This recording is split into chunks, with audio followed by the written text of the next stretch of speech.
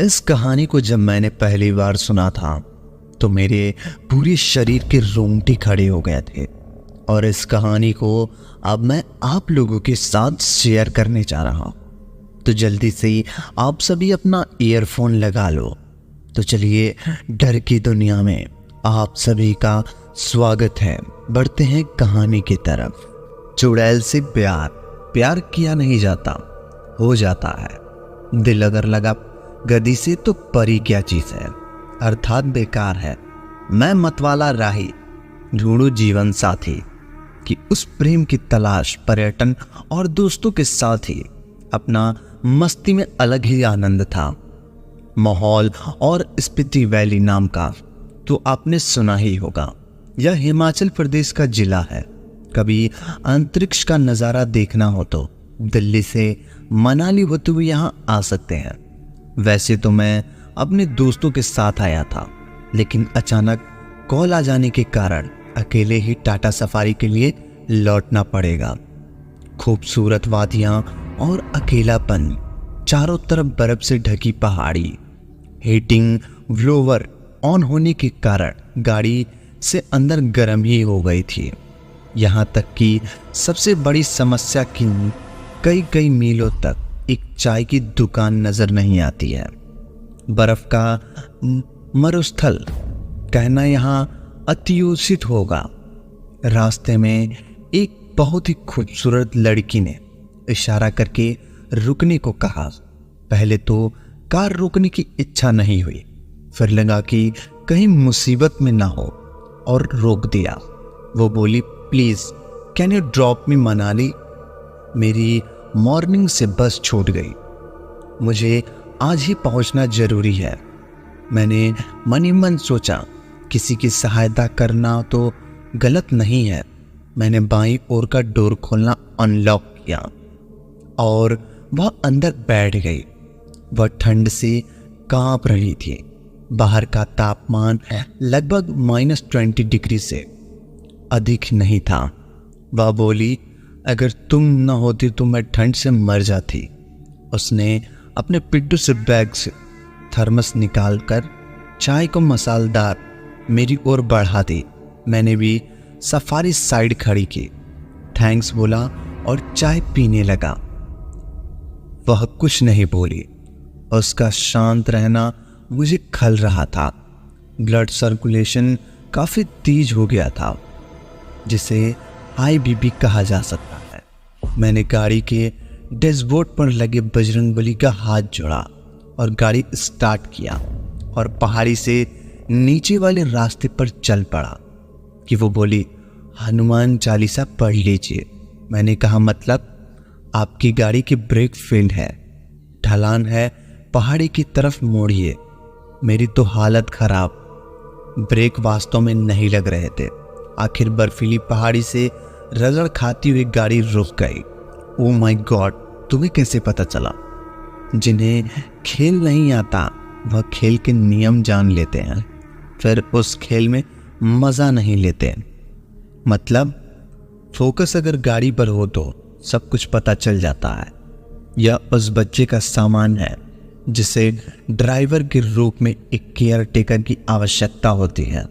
उसकी अनसुलझी बातों में मेरा कोई इंटरेस्ट नहीं था। दिन ढल रहा था।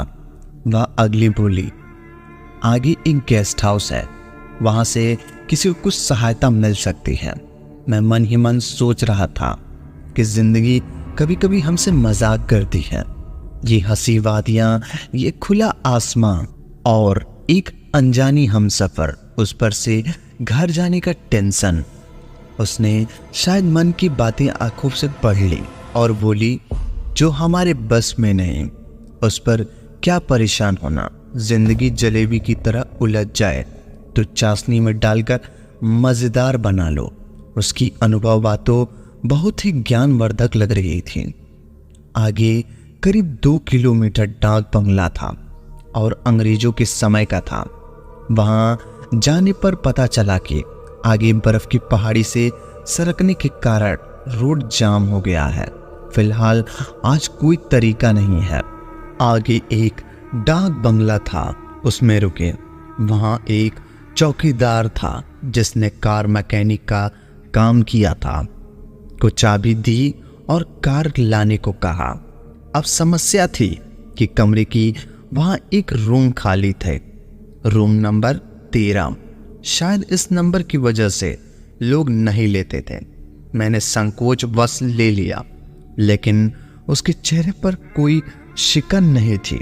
मैं अंतर्मुखी आज पहली बार किसी अजनबी कन्या से मिला था। वह निडर फास्ट फॉरवर्ड थी। कमरे में एक फोटो लगा था जिसमें एक हाथ एक कटे सर बालों का पकड़े के खींचा था। डर के आगे जीत है। एक किंग राइज बेड जिस पे 2 रजाई, 2 कंबल, एक छोटा सा झरोखा जिसमें लकड़ी जलाकर कमरा गर्म करने की सुविधा। मैंने चाय का ऑर्डर दिया। तब तक वह बाथरूम में फ्रेश होने चली गई। जब तक सूर्य देवता विराजमान रहते हैं तब तक तो ज्यादा ठंड नहीं लगती, लेकिन उसके बाद बढ़ जाती है। कैरोसिन ऑयल, डीजल और पेट्रोल से अग्नि और जल देवता की उत्पत्ति होती है। बर्फ गर्म करके काल बेल बजी। कमेन इधर एक ट्रे में थम्स अप में चाय, कप, प्लेट और टोस्ट के साथ एक नेपाली युवक के प्रवेश किया। साहब जी, गुड मॉर्निंग। मैं बहादुर। मैंने पूछा, सारे लोग का नाम बहादुर, तो पहचानते हैं कैसे? सही साहब जी, मैं दान बहादुर, मेरा भाई ज्ञान बहादुर, मेरे पिता राम बहादुर जी। तब तक वह अजनबी कन्या आ गई। चाय ठंड में अमृत का काम कर रही थी। तब तक एक चौकीदार गाड़ी के सामने लेकर आ गया और उसने बताया कि ब्रेक सही हो गया है। चाय पीने के बाद मैंने कपड़े चेंज किए और हाथ मुंह धोकर अपनी आदत से अनुसार संध्या पूजन के लिए बैठ गया। वह ध्यान से मुझे देखे जा रही थी। जैसे ही मैं ध्यान से हटा, वह बोली, मन लगता है दिखावा है। आपका नाम? मैंने अनायास ही पूछ लिया। स्कंधा, उसने संक्षिप्त उत्तर दिया। मैंने कहा, तुलसी। मेरे राम को रीछ भेजो या खींच। मैंने कहा, तुलसी रे राम को रीछ भजो या खींच। भौम पड़ा जामे सूधा इल्टा पड़े बीज। अर्थात भूमि में जब बीज बोए जाते हैं तो यह नहीं देखा जाता कि बीज उल्टे या सीधे, पर जब वह कालांतर में फसल बनकर आती है। इसी प्रकार नाम सुमिरन कैसे भी किया जाए, उसकी सुमिरन फल अवश्य ही मिलते हैं। किसी भी परिस्थिति में ईश्वर का नाम लेने से मुश्किलों का हल पाया जा सकता है। वह हंसी और बोली, आज तो ज्ञानदेव के दर्शन हो गए। फर्श पूरा वुडन का, दीवार छत वुडन की, अर्थात पूरा घर वुडन का। लकड़ी का प्रयोग शायद ठंड से बचने के लिए किया जाता था। आज की रात ऐसा लग रहा था इग्लू में बैठे हैं। प्रदूषण रहित वातावरण, 1-2 जगह जुगनुओं की तरह टिमटिमाते घर। रात में सिर्फ राजमा चावल की व्यवस्था थी और उबले अंडे मैगी। डिनर के बाद मैं तुरंत सो गया, लेकिन वह कुछ बात करना चाहती थी। धीरे धीरे तामक्रम घटता जा रहा था और मेरा शरीर चिल्ड। अगर आज रात कट गई तो जान बच गई। रात के 1 बज रहे थे। ठंड की म्यारी नींद भी नहीं आ रही थी। कमी सी माने बुरा हाल था।